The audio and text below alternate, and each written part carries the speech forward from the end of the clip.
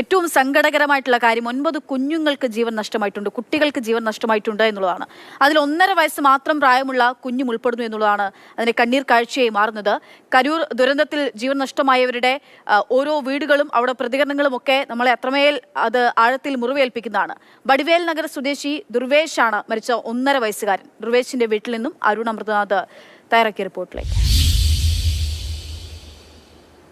നമ്മൾ രാവിലെ തന്നെ പലരെയും അവിടെ വന്ന് മടങ്ങുന്ന ആളുകൾ കണ്ടു. അവരൊക്കെ അവരുടെ രോഷവും വേദനയും ഒക്കെയാണ്. ഇങ്ങനെയൊരു സംഭവം നടക്കാൻ പാടില്ലായിരുന്നു എന്ന് ഇന്നലെ തന്നെ പറഞ്ഞ ആളുകളുണ്ട്. ഇപ്പോൾ ഞാൻ നിൽക്കുന്നത് ധ്രുവ് വിക്രം എന്ന് പറഞ്ഞ മരിച്ച 1.5 വയസ്സുകാരൻ്റെ വീട്ടിലാണ്. അത്യധികം നെഞ്ചുപൊട്ടുന്ന കാഴ്ചകൾ തന്നെയാണ് ഇവിടെ ഉള്ളത്. അവിടെ ഇന്നലെ ഒപ്പം ഉണ്ടായിരുന്ന ആളുകൾ ഉൾപ്പെടെ അവരുടെ പ്രതികരണത്തിലേക്ക് പോവുകയാണ്. നമ്മൾ അവരോട് സംസാരിക്കാൻ പറ്റുമോ എന്ന് ചോദിച്ചു. അവർ സംസാരിക്കാൻ തയ്യാറാണെന്ന് പറഞ്ഞതുകൊണ്ട് മാത്രമാണ് നമ്മൾ അവരുടെ പ്രതികരണത്തിലേക്ക് പോകുന്നത്. അത്യധികം വേദനയുണ്ട്. അമ്മ, என் குடும்பத்துல 4 நடந்திருக்கு. ஏதோ தப்பி தவிர ஒன்னோட போயிடுச்சு. என் பிள்ளைங்களெல்லாம் ஒன்று கொண்டு போட்டு மிதிச்சு எல்லாம் ஆஸ்பத்திரியில் கிடக்குறாங்க. ஒன்று வாரி கொடுத்துட்டேன். என் குடும்பம் ரொம்ப ஏன்னா வாயில்லாத பிள்ளைய கட்டி வச்சேன்.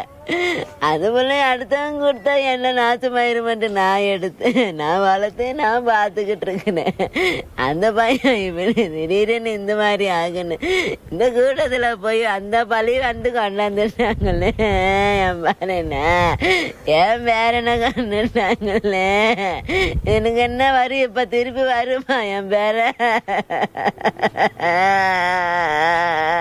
വളരെ വേദനയുള്ള പ്രതികരണം തന്നെയാണ്. 1.5 വയസ്സുകാരൻ ധ്രുവ് വിക്രമുമായി കുടുംബം ഇന്നലെ ഈ വിജയിയെ കാണാൻ വേണ്ടി 1.5 വയസ്സുകാരനൊത്ത് പോയതായിരുന്നു. അവിടെ വെച്ചാണ് ഈ 1.5 വയസ്സുകാരനെ നഷ്ടമാവുന്നത്, ജീവൻ നഷ്ടമാകുന്നത്. ആ ഒരു വേദന തന്നെയാണ് ഇവിടെ എല്ലാ പ്രദേശങ്ങളിലും. ഈ കരൂർ മേഖലയിലെ എല്ലാ പ്രദേശങ്ങളിലും തന്നെ ഈ ചുറ്റളവിലൊക്കെയുള്ള വീടുകളിലെ കാഴ്ച അത്യധികം വേദന. ഒരു നാട് ഒന്നാകെ വിങ്ങിപ്പൊട്ടുന്ന കാഴ്ച തന്നെയാണ് നമുക്ക് കാണാൻ സാധിക്കുന്നത്. അത്യധികം മരവിപ്പിക്കുന്ന, നമ്മുടെ മനസ്സിനെ തന്നെ മരവിപ്പിക്കുന്ന ഒരു കാഴ്ച. ആ വേദന തന്നെയാണ് അവർ പങ്കുവെക്കുന്നത്. ഈ പ്രദേശത്തെ ആളുകളൊക്കെ ചോദിച്ച ഒരുപാട് ചോദ്യങ്ങളുണ്ട്.